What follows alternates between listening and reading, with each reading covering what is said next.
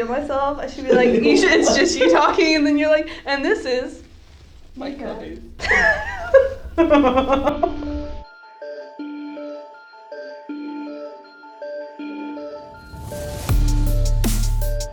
Okay. I need to get this together. Okay. Whew. Sorry. Wow, that hurts so much. Welcome to the first episode of the Table Flip podcast. My name is Beckham. I'm Nika. We'll just get into it. Yeah, we can get into it. What's kind of sparked your interest in creating this project and going forward with the podcast? Well, so I guess a little bit of my background is that I was raised in a conservative, religious household, and I was also homeschooled. And because of that, I've experienced a lot of things that were traumatic, and there's a lot of resources out there for people that are trying to heal from like definition cults, and also there's a lot of like casual deconstructionist media out there, but I feel like for me personally, I never saw anyone talking from the perspective that I had, where it was like kind of in between. It's like I deconstructed, and that, you know, is a huge part of what we're going to be talking about. But then it wasn't quite as extreme as a lot of these family cults, like the Children of God cult or other cults like that. But it was still something that was very traumatic and difficult to walk through on my own. So I guess I want to create a resource that's there for people who are maybe from a similar background to myself, because it's hard. It was really hard, and I think I'm at a place now where I've grown a lot, and I've figured a lot of things out, and I would love to be able to help other people that are maybe just starting that process. Right, and all the viewers or listeners will be able to see this and be like, there is someone out there that can validate my experiences and realize that there's not one way that religious abuse can happen or look like. It can take on many different forms, and it's not necessarily a scale of this is severe and yours is not severe. It's more of like, these are just the different experiences that individual people can have. So definitely. Yeah, I think that's an important part of the podcast, and being able to reach so many different people that have had a lot of crazy experiences or, you know, damaging experiences that they otherwise had no one to talk to, because a lot of the time it's isolating to be in those situations. Absolutely. Yeah. So why are you interested in taking part in this podcast experience?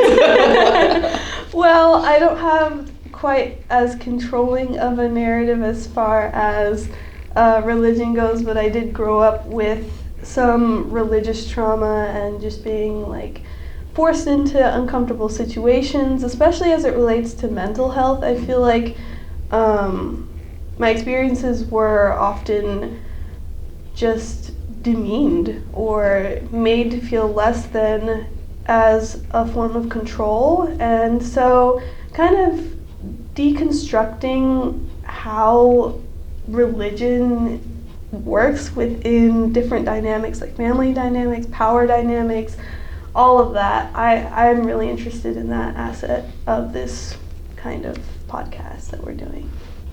Cool. Yeah. Well, I think that's definitely gonna contribute. Yeah. So do you want to give like an introduction of just like who you are? Well, again, I'm Nika Jones, but she, her pronouns. I just graduated my bachelor's of English. I've been working in higher education for about a half a decade, and I do a lot of other conservation work, specifically with youth, so focusing on reaching minoritized youth groups and giving them access to different resources and support so that they can go out into the world. That's also why I love the idea of this podcast, reaching younger minds who just don't really have a place to go, because I was once one of those kids out there just like that, with limited opportunities, or it felt like limited opportunities, because what you don't know about, you can't actually use. So knowledge is power. So true. And it might seem obvious, but knowledge is power, and so I think this podcast will be able to share some insight on some things. Well, like I said, I'm Becca. Becca! Who are you? Wait. Who are we? Who am I? Okay. I'm Beckham, like David Beckham, the soccer player. And every time I tell my teachers that, they're like, bend it? And I'm like, so that's crazy. No, you can't that's crazy just say that to you me. said that, because my mom, she was like, bend it? Like, I was like, what are you talking about? And it's like, clearly they're talking about the movie. Yeah. But when the teacher just looks you in the eyes and says, bend it, what am I supposed to feel? Like, that is just not appropriate. Okay, Beckham, so. I use he, they pronouns, and I am currently in school. Degree is dubious at the moment. We don't know totally, I don't totally know what direction I'm going in from here. I mean, I know what direction I want to go in, I just don't know what that's gonna look like academically. But I'm currently working on a degree in like a biology transfer degree. So I'm taking a lot of STEM classes, but I have a background in psychology and sociology. And I have done a lot of I've worked with youth over the years, but it's been through the church. Ironically, I used to be a middle school youth leader. All of the kids that I bonded with, they're all queer now. I'm like, no, real recognizes real. That's so real. So, Yep. I'd say I succeeded as a leader, just maybe not in the way the church wanted. Well, you just help them realize their true identity and help them accept themselves. Exactly. Because realize. Not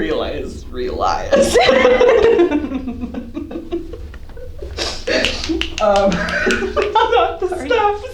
I think for this pilot episode, I want both of us to introduce a little bit of our a little bit more in depth about our experiences within religion specifically, and the different dynamics that played a role in, and then deconstruction. It is my hope and dream that we each will get our own episode to really dig deep into our story and kind of where we've ended, or how we've ended up where we're at today. So I guess the first question, how was the parental structure and family dynamic that you grew up with influential to your religious upbringing, or impacted by your religious upbringing? Ooh, okay. So I grew up with both my parents. However, I would say I actually encountered my idea of God pretty early on, around 3. Same. Crazy. That's so crazy. Okay, this is gonna be good, guys. Alright, so, I grew up with both my parents, but they were gone a lot of the time. They'd leave us at our grandparents' house, and my grandma, to this day, she's still very much a Christian Jesus lover, but in the most open way you could think about it. So she kind of took us to church every weekend, and my sister would also, my older sister, she's about 11 years older than me, she would take us to church, me and my other sister, who's only a year older than me. So, in short terms, while my parents kind of told us to pray and stuff like that, they didn't really enforce anything. It was my grandparents, my auntie, and my sister that were mostly influential in my like religious upbringing. However, my mom went on to become much more religiously unsavory. I like that term. Later on, after she had already, gone through so much with us, and yeah, we have our own gripes, but I think it was important to say that, to preface how my mental health may have been disregarded at times because of her religious beliefs and things like that. Yeah. Yeah. So are you the youngest? Yes, I'm the youngest in a family of 6 siblings. I have 5 siblings. I'm the 6th. Wow. Yeah. So that's a big family. It is, but we're all so far apart. My older 2 brothers, they're in their late 30s, so I don't even see them. Yeah. So it's mostly just my sister who took us to church and my sister who's a year older than me. Okay. Yeah. Interesting. I'm the oldest of 2. We've always had we have like a small family. Yeah. And that's part of the issue is that we didn't have a ton of external family members, and so it was just the 4 of us. Yeah. My parents and then my sibling. Yeah, it's like the sun through a magnifying glass. Exactly. Yeah. Well, and also, my dad worked from home. My mom was a stay-at-home mom. Oh. And my sibling and I were both homeschooled. Okay, yeah. So we were just all home all the time. Yeah. I mean, I didn't really see my dad.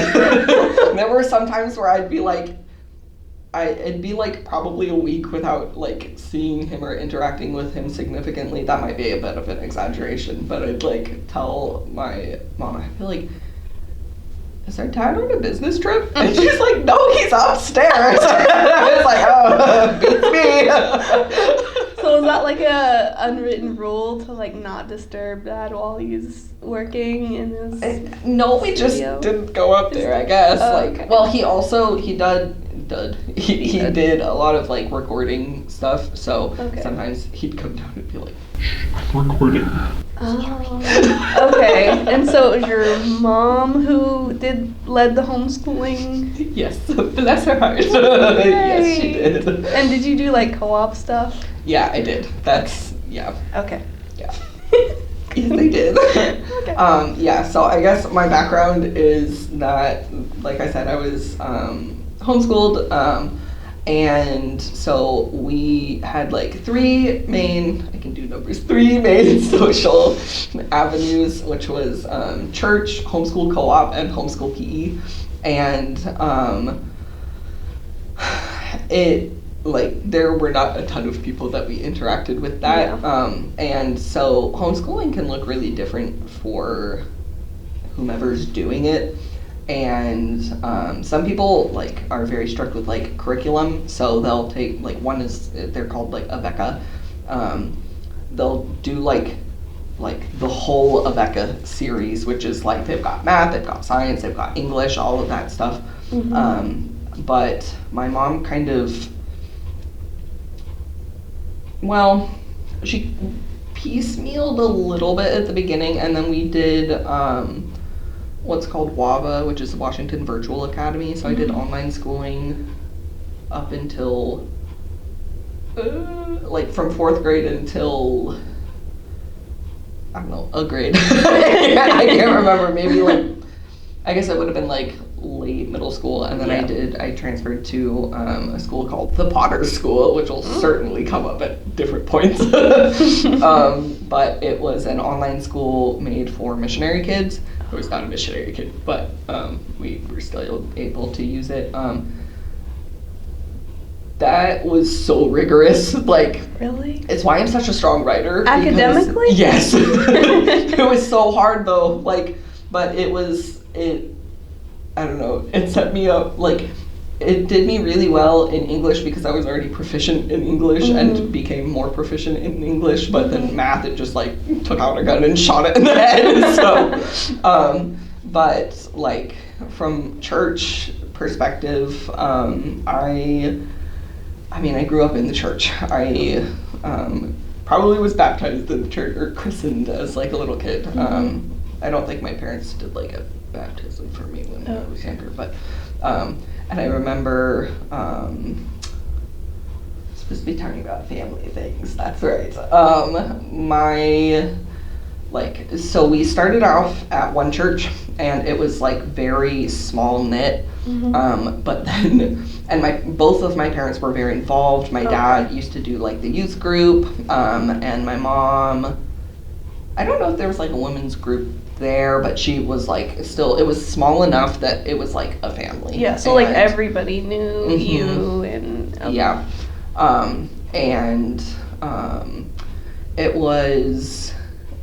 was good, and then stuff happened, like shit hit the fan, and my dad ended up getting, I think, pretty badly burned by the church, and so that really impacted his, I think, experience and involvement within the church moving forward. And then there was kind of like a mass exodus from the church because the pastor started teaching things that were like highly debated, like doctrine things. How did you feel at that time? Like, so I was like 4. Okay, so you were still young when your dad was going through like the whole.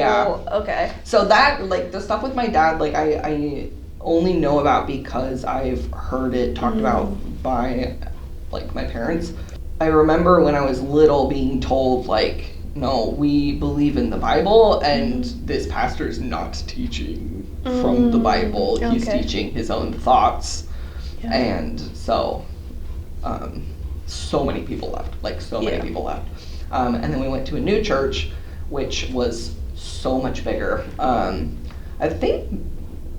I don't know what constitutes as a mega church now. Yeah, but sure. I think that church now is close to like mega church level. But at the time it was just a big church. At the time it was smaller. It was like smaller being like, I think like 40 to 60 families each service, and there were 2 services. But now there's like 5 services every weekend. Wow. With like 100 people or 100 families per service, like huge. But we transferred, and they had like so many more like kids my age and stuff like that. And yeah, I guess it's really hard for me to stay on topic. That's where you spent most of your time, though, was at that church. I grew up at that church. And both your parents agreed with the doctrine of that church for the most part? For the most part. And that's where my mom got like really invested in the church, and then my dad like pulled back completely, like could barely be brought to church events. He went on Sundays and that's it. So he wasn't as involved in that church? No, not at all. Okay. Maybe he was a little wounded. No, for sure. There was a point where my parents tried to do a college group. It went so bad. It went so bad. A college group, like, at their house, or? Yes, yeah, and it was when I was, like, college aged. I'm still college aged. This was, like, 10 years ago when I was at the first time. Okay. But the problem is that there were not that many people that were that age, and also at, like, college-aged people, especially within the church, it was so heavily divided between these people are like career people. They're already in their careers and are like, well, I guess they called it like a young adult ministry. But so they're like already in their careers. Some of them are married. Some of them are like, or they're like soldiers, because we live very close to a military base, or they got nothing going on in life and are like still like getting started. And so it was such a weird dynamic, and it fizzled out really quickly. Okay, so did they meet like once a week or something? Yeah, we did like game nights and stuff. Hmm. What was that? I don't know. Oh, it might be Alan. Oh?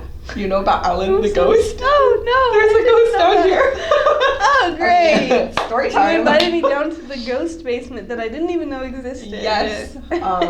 He's a nice ghost, though. Mhm. Like, the people that work here said that they felt a presence or something, and so they were like, okay, we're just gonna name it Alan. And then they, like, the next day, they found an Allen wrench Oh down my here. gosh. And they're like, he likes his name! Look, I don't know about any of y'all, but I do not play about ghosts. I know a ghost. I met a ghost. Her name was Marianne. She's still around. And I don't play about ghosts. I Alan, think ghosts are you good? like- Are you okay? Alan's chill. I've never felt Okay. any malicious vibes. And trust me, if malicious vibes happen, I know how to handle that. Yeah, I mean, he just leaves tools for you guys. So Yeah, it's fine. exactly. He's helpful. Okay, great. Okay, so at what point did you kind of find yourself starting to question the things that were being taught at the church? Did it start while you were still attending that church, or, you know, did it kind of start later on? Yeah, so I probably should have thought about this more before. I feel like one thing that I think is important for me to establish is that I was all in. Like, if there was a good Christian, it was me. Like, I was like all in. I think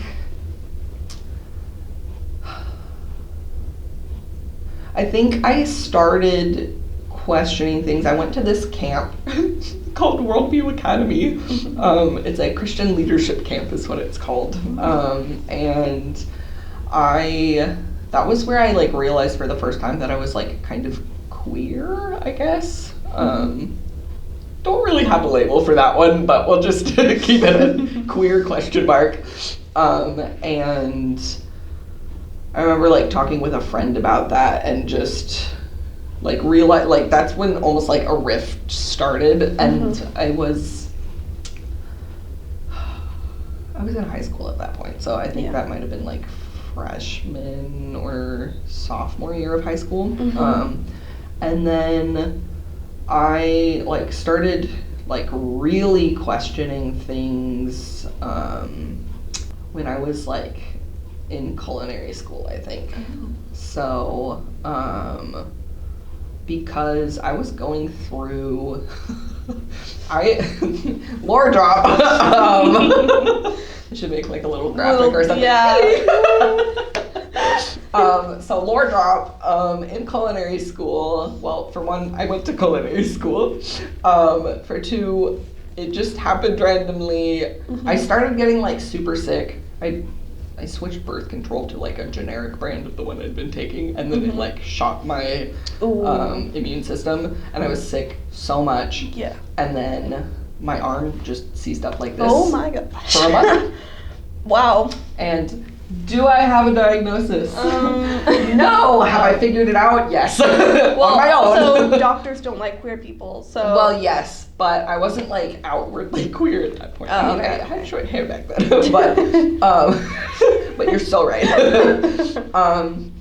But so yeah, I was like dealing with that. Also, my doctor's first thing, because I did like a full blood panel, and then she was like, so everything came back fine. I don't know what's going on here. So I think I want to do a spinal tap to make sure it's not muscular dystrophy. I said, that feels like a huge jump. Yeah, that would scare the hell out of me. Yeah, so I said no. Okay, and what did your parents think of what was going on with you? They didn't really believe me. They didn't take me seriously. My dad literally Even was when like, your arm was like this? Yes, my dad thought I was faking. He like I so vividly remember standing in the kitchen and he was trying to like pull my arm down and it was just like shaking, and I was like, I don't know what to tell you, bro. Yeah, did they ever do that? You're already healed in Jesus Christ. No.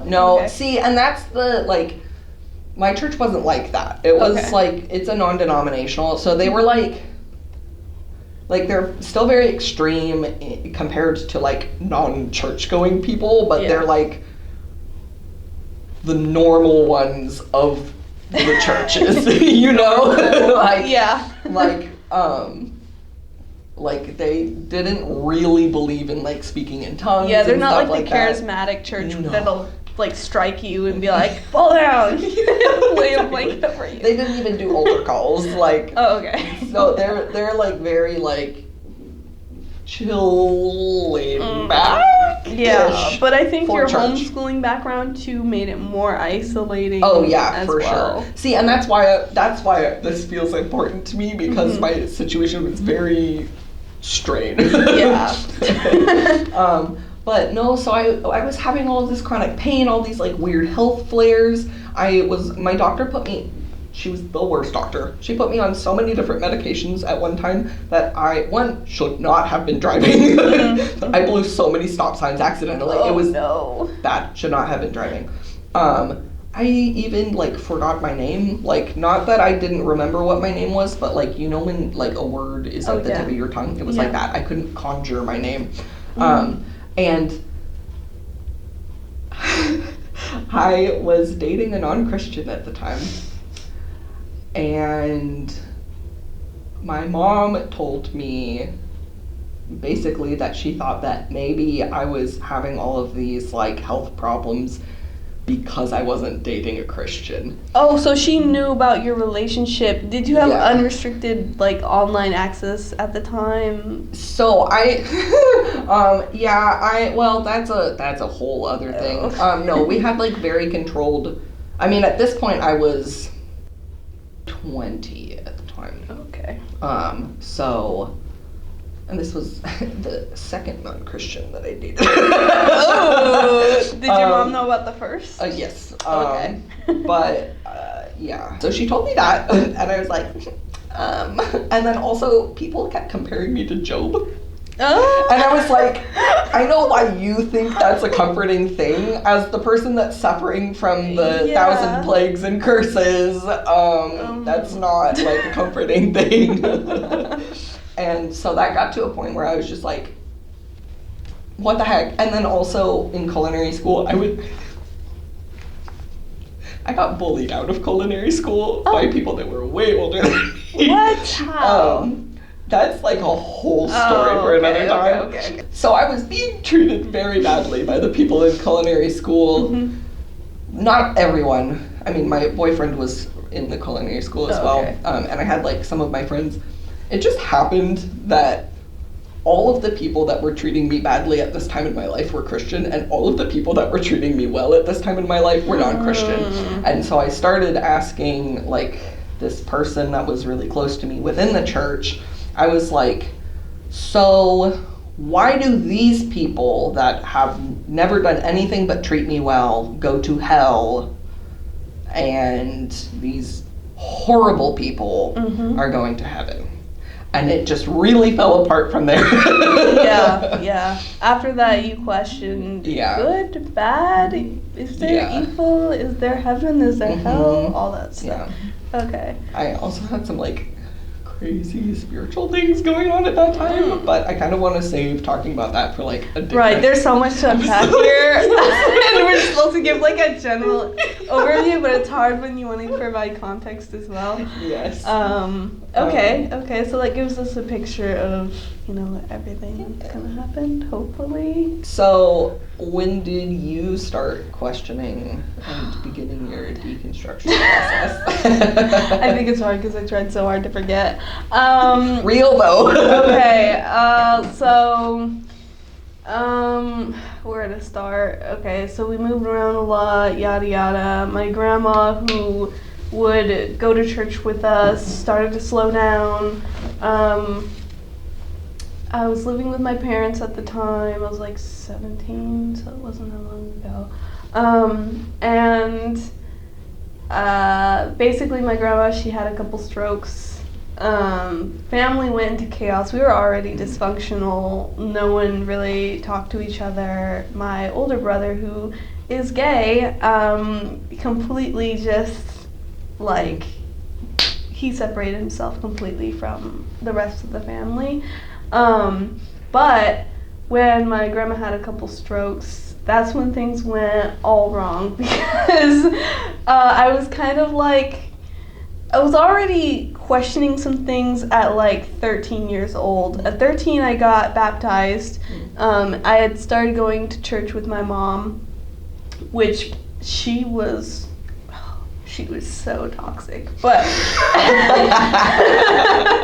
so she was so toxic that she would force me and my sister to go to church with her because, you know, she was upset that we were going with our older sister and our grandma. She's felt a little left out.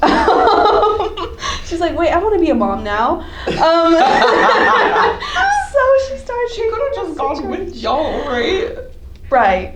Okay. But she hid us away from our sister who took us to church for 5 years. And then we found each other, and that's when she got triggered. She was like, no, I thought you guys were separated. So anyway, she started taking us to church. Sorry, family lore, I forgot the lore job. She started taking us to church at 13, and that's when I got baptized, and I got baptized with my sister. And after that, it was a shit show. Basically, 13 to 17, I was struggling with my mental health. Felt like I couldn't go to anyone because what we had been taught in our church was, you're already healed in Jesus Christ. If you're feeling some type of way or if you're mentally messed up, that just means you're allowing demons to possess you. And so there was a lot of issues. My older sister, who's older by 1 year, she was struggling with mental health issues, and seeing that, I was also struggling, but we couldn't really talk to each other because we weren't exactly eye to eye for most of our childhood. We have reconciled since, but but at the time we didn't feel comfortable sharing that with each other. So was kind of alone, went through like isolation and stuff. I went to public school though, so I didn't have to be with my mom 24/7. Thank God. And so take a deep breath there. I had to backtrack for that. Yeah, I'm like, Annie, praise him. Hey, praise break. Okay, but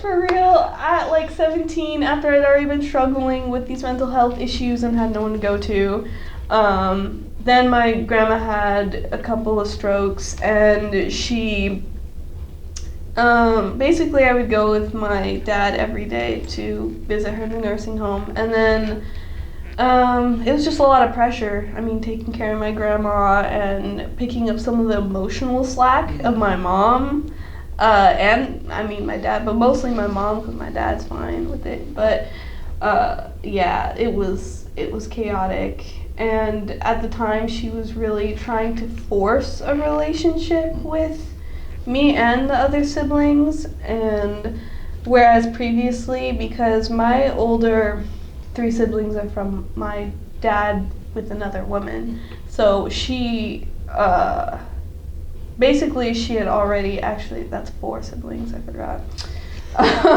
4 of the siblings, she had been like, oh no, they're bad, like you can't talk to them, like they were bad children, yada yada, not good influences. I knew it was a lie, I knew she was bullshitting us from the very jump, but she was really trying to push that. So I'm getting off on a whole tangent. Let me refocus. Okay, so when basically all this family strain and stuff came to the surface because everybody piled in to take care of my grandma, and everybody had a different opinion on how that should have been done. Now, us all being fairly raised Christian, like raised in the church, we all had a different version of Christianity. Even still, like mom on the extreme side with the anointing oil, and she's like praying in tongues and pressing me about praying in tongues. Like, have you prayed in tongues? If you haven't yet, you're not fully blessed. It was like that type of pressure. See, and that's so interesting to me because my church, like, if you even mentioned that was real, you're treated like you're demonic. Wow. See, and that's where it's like super, like yours is definitely a different type of Christian. Yeah. Because mine's like, and that might have just been my mom, honestly. It might not have been the church. People that like talk about that experience. Like there's definitely sects within Christianity that have more of a preference or like bias towards those sorts of spiritual beliefs. Like they think it's okay, and then others think maybe it's faking or whatever. But yeah, I grew up in a non-denominational church, and it was a pretty large church, so I didn't feel pressure from the church itself. Mm-hmm. It was mostly my mom being the legalistic side of things. And then my grandma, being the religious figure that she was in my life, seeing her go through so much pain really brought up these questions for me of if God loved us and loved her and she had lived her life as a good Christian, why is she now going through this? Why has she lost her speech and she can't speak to anyone? Why is my aunt, which is her daughter, acting all crazy, acting up? She went off her rocker and fights broke out, like things like that. And so it made me question, okay, so if our value is to love one another and to value family and to do as Jesus did, and then I see all these people fighting with each other and not being able to agree on basic things on how to be a decent human being, it was kind of like that aha moment for me.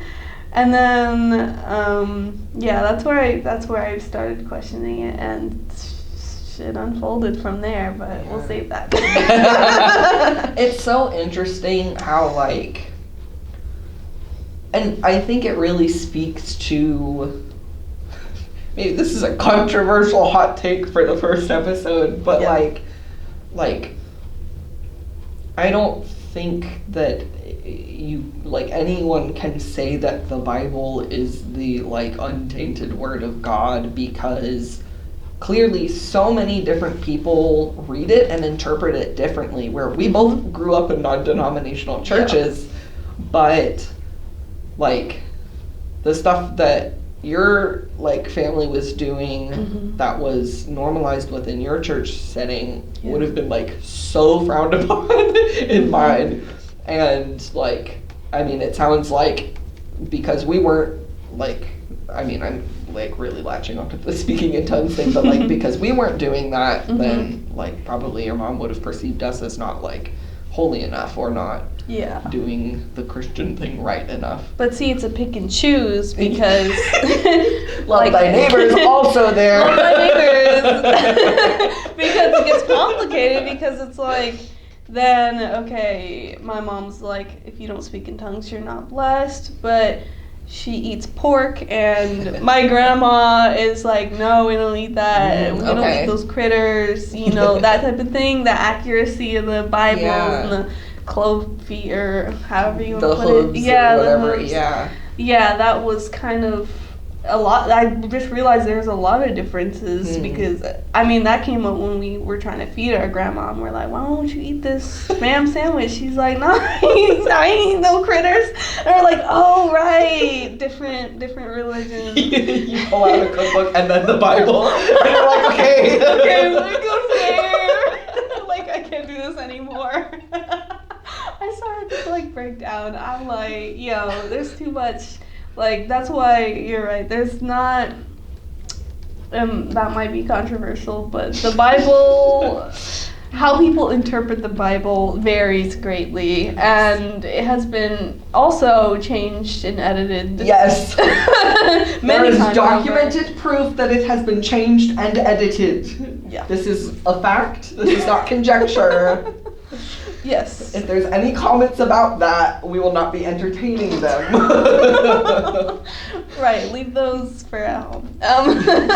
Do your research before you get into the comments and start yapping about things you don't know and don't understand. Yes. I forgot to mention I'm a religion minor, so I enjoy studying different religions, and not just religions, but spiritualities as well. So I'd say just do your research. I have a lot more research to do. So. Yeah, well, I mean, that's the beauty of existence is that, like, you can research to death, literally. Yeah. Like, you will never know everything that there is to know. Right. And even if you were to know all of the things that we as humans know currently, you still don't know all of the things there are to know.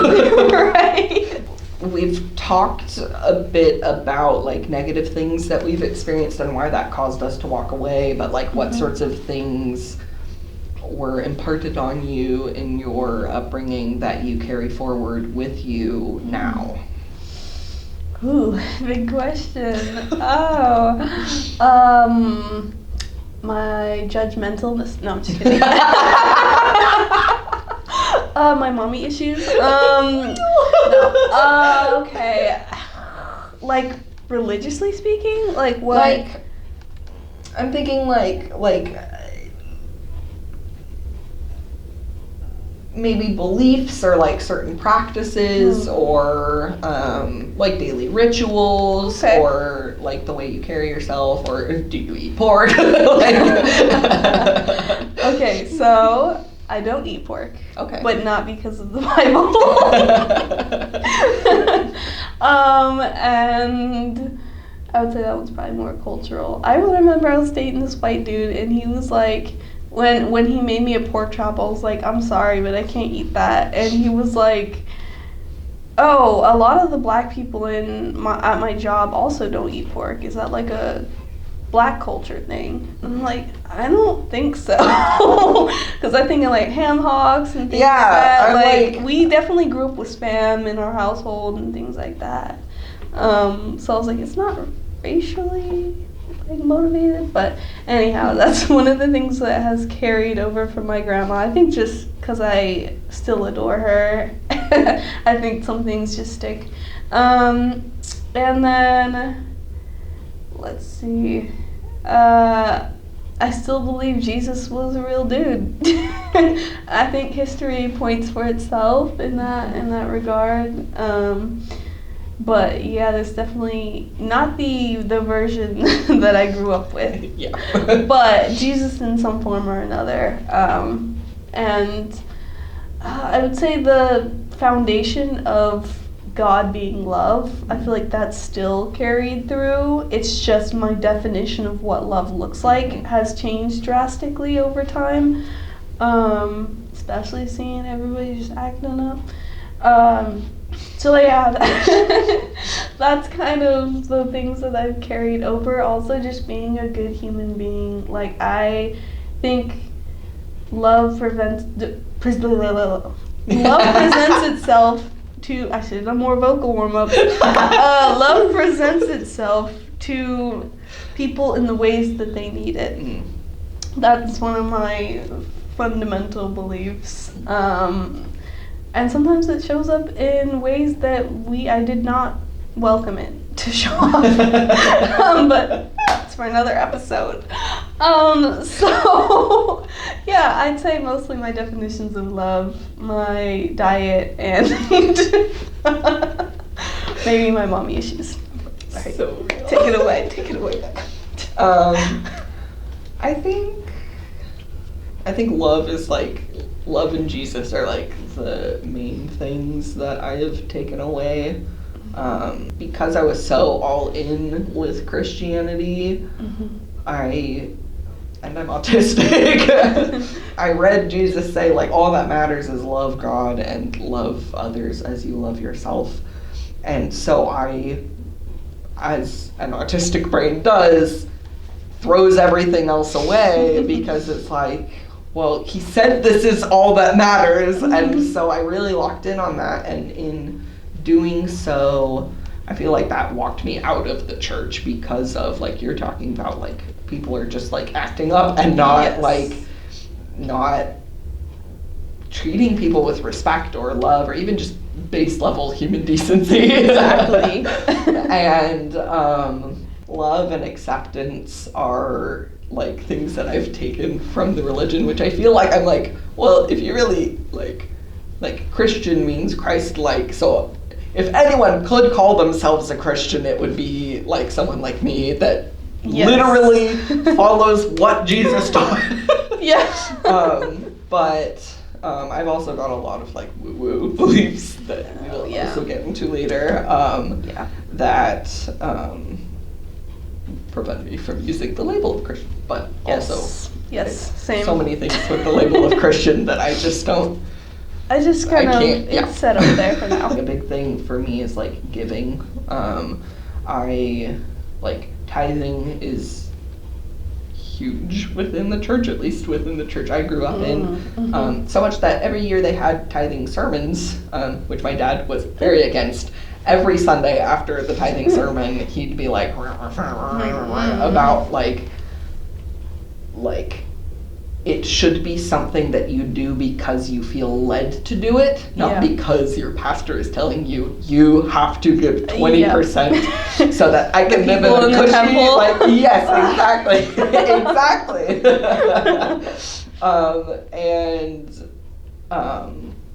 I mean, one of the things that my dad told me when I was really young that I have seen play out to be true in my life is that, like, when you have enough, go out of your way to help other people, you will be taken care of when you are in need. And I mean, my whole life, I feel like, especially recently, is a testament to that being true. And that's not always monetary, but that is like a whole like holding myself back from going into a whole tangent about that. Because, I think like like self-sacrifice in a way, and giving and having that generous heart. It's the heart position, in at least for me, in giving, not just like, well, I gave $50 to the homeless person, where's my new Bugatti? Exactly. That's okay. This is something I was thinking about the other day. I just want to ask if you understand where I'm coming from. Okay. So one thing is, like, I feel really weird when people do like good deeds but are like filming themselves doing it, or I don't think that's a hot take at all. But I feel really weird getting a tax benefit from That's a thing? donations. Yeah. Are you serious? No, a lot of like donations. Well, this now gets into a whole government thing about like a lot of rich people set up like trusts or foundations that like legally they only have to donate 1% of what they make. And so if you're like a billionaire and you put billions of dollars into a trust and you only have to donate like 1%, like it's a whole thing. But oh wait, I think I heard about that. Like Oprah was doing something like that. For sure. I don't know about that, but undoubtedly. I don't know. But like even like if you give, even if you donate to Goodwill, you get tax deductions from that. Yeah. That's its own thing, but like I feel weird and icky if I donate to a cause on like GoFundMe or something like that, and then I like write it off on my tax forms. Like, okay, give me my government refund because I was a good citizen. Yeah. That makes me feel weird. That would make me feel really, like, that just negates the purpose. Right? Because then it's like, yeah, you're giving, but you're taking, like, you are giving with the expectation of being able to get back. Yeah. And that's like fundamentally not what generosity is. No, exactly. It's, I dated this guy. He will come up again, which I despise, but he's very integral to my story. But he did not see the point in giving if you did not get a tax benefit from it. And I was like, so you're a bad person. like that is like, I didn't really have like red flags before that relationship, just because of all of this. But that was one of those like, okay, so moving forward, I know for sure this is a red flag for me, is like, you have to be a generous person. Yeah, like on the first date, you have to make sure. Are you generous, and what does that look like? What's your tip look like? How much did you tip your server? 20% gratuity? Yeah, or more, right? Like, more? yeah. Yeah. It's. Yeah, that's a good. I don't think that's very controversial opinion. Like, the people that agree, the people who get it, get it. The people who don't are just bad people. Exactly. I think it's like so much of the world, especially these days, is just like operated off of money, that it's like the concept that you wouldn't get back, or that you would choose to like leave money on the table that you could take for yourself in like a tax break or something like that, that people are like, because they're like, well, it's not going to the person that I gave money to. Well, no, so like you give money to a cause, but then like when you're doing your tax forms, you get like a tax deduction based off of that, so your tax return is higher. Right. But it's like, so that means like if your tax return is higher, that means you get more money back, right? So by not putting in that deduction, then you get less back. Right, yeah. But I'm like, girl math already gave the money. Yeah. It's not in my pocket. Like, bye-bye, it's gone. Yeah, exactly. Rather than, oh, well, I'm counting this as something that I want back, basically. Interesting. Yeah, I don't know. I guess I never saw that on the tax form when I was entering taxes. Or like I saw it and I was confused by it because it was like donations. Yeah. And I was like, oh, donations I receive. I thought if you put in like donations like you receive, that like they'll take money off of your return that you get back. That's how I thought it was. But now that makes more sense. I was like, I'm definitely not going to. Yeah. We can tell who's not financially literate. Ding. I would not necessarily call myself financially literate either. I just know some things. Some things. Well, in the comments, refer to Beckham for all of the financial advice, not me. I can tell you what not to do. A long list of what not to do. Oh, God. This is going to be so exciting, though. There's so much to talk about. There's so many questions I have now. And I know when I listen back to this, I'm going to be like, ooh, I got this for the next one. So it's going to be fun. Yeah. Well, so I guess this will wrap up our pilot episode of the table. Oh, I almost said the Table Talk podcast.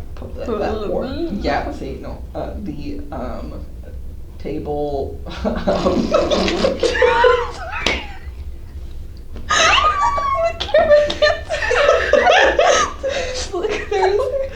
There's a lady that is cleaning down here, and she just walked past, and this wall right here is all windows. And she looked so confused at what was going on, because we had to like kind of rearrange. She's like, when did a plant get in this room? This plant's also not native. The look of confusion was like, am I seeing right? Is that Alan? I mean, in general, I think like a lot of what we're going to be covering is like just pertaining to things that we have had to deconstruct in our journey, which I think will probably look very different between us. Yes. So I think it's going to be really interesting to see just like the conversations that we have based off of our different like perspectives and experiences, because I like homeschooling played such a massive role in my socialization and what I learned about how the world worked, and then having to unlearn so many things, and like, especially within like education, like the modern United States school system already censors so much information. Conservative Christian homeschooling education censors even more. Like if the current education that people are getting is like the anime version of stuff, then the Christian homeschooled version is like the My Little Pony version of what happened. And so and with everything, like every topic, especially with science, it'll and look stuff, so like, different because of like me being surrounded in public school by people of all different religions. I mean, a large swath was Catholic, but kind of being surrounded by different people, whereas you were kind of like went down the rabbit hole of like, I don't know, evangelism and that type of thing, whereas I had no idea that existed until like 2 years ago. I was like, oh, there's that whole thing with Christianity. It was like when the Mormons started leaving the coins and threats on my windshield, that's when I realized, okay, this gets deeper than I thought. All right. There's so much to cover. Do you want to add anything else about what we're talking about? No, it's just intersectional. It's a holistic review. Yes. All the jargon, yeah. Because that's, I mean, really, like, the big thing that I've learned in my deconstruction process is that, like, you can think that you're just deconstructing a religion, but then you pull and you're deconstructing the whole culture, and then you start pulling and you're deconstructing all of world history. And it's like, not that many people go that far in their deconstruction, and like, everyone has their own journey and process, but I do think that it is valuable to have these intersectional conversations about, like, all of the different areas that Christianity impacts, because it's literally everything. Like, you could throw a dart at, like, a map and you would probably not be able to hit somewhere that hasn't been at least in part impacted by Christianity. And it's I think that's a problem. So we're not going to be able to give you all of the answers and tell you the complete truth of life, but hopefully it can be an aid in your journey to unpacking that yourself. Absolutely. Giving, like, morsels to, like, chew on and think about, because, and this is something that I want to, like, emphasize so much in this episode and in all of the episodes, is that we can't tell you what's true. We can only tell you what we've experienced and what we've learned and what we believe. Because I do think that truth is unique to every single person. And so it's your job to find and seek out truth for yourself. Yes. That sounded very Bob Ross. Happy little trees. Happy little trees. Happy little trees that have been caressing you this whole episode. All right. I can't take anything serious. All right.